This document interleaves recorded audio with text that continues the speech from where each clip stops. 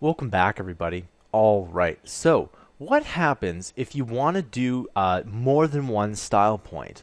Well, there's a couple things that we have to do. The thing is that let's just take a look at this header one here, and let's go ahead and let's add in something. Let's change the font. So what we'll do is we'll type in a semicolon. Now, technically, all of these need a semicolon here, and you can go ahead and put those in if you want to. If you're only doing one, you don't technically need one, but if you're doing more than one, you do need one. And it's best that you use a semicolon and maybe just get in the habit of putting it in there anyway. The semicolon is a really important character in computer programming, and the reason why is that usually a semicolon tells you that the computer's done reading that line. So in most other programming languages, and keep in mind that there was a lot of programming languages before HTML, and HTML has built upon those programming languages. So in most programming languages, you'd have something that says, you know, output to screen, semicolon, next line, and do the code and whatever. And that's essentially where this comes from.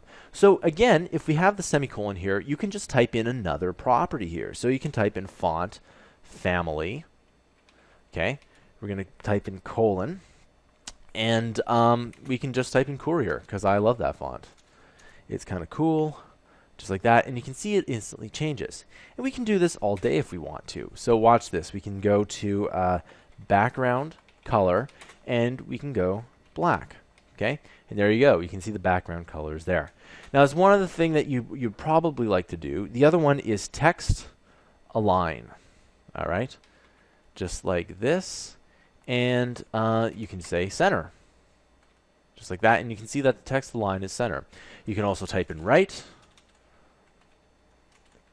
Okay, and just because for the video tutorial purposes, I'm not going to resize the window, but if you resize the window, you'll see that the output will form to the window here. Okay, and if it does form to the window, that's actually kind of cool in the way that it does that. And if we were to do this in another programming language, what would end up happening is there'd be a lot of code just to do that. In fact, you know, when I've made games for Xbox 360, doing that was actually quite a bit of a challenge.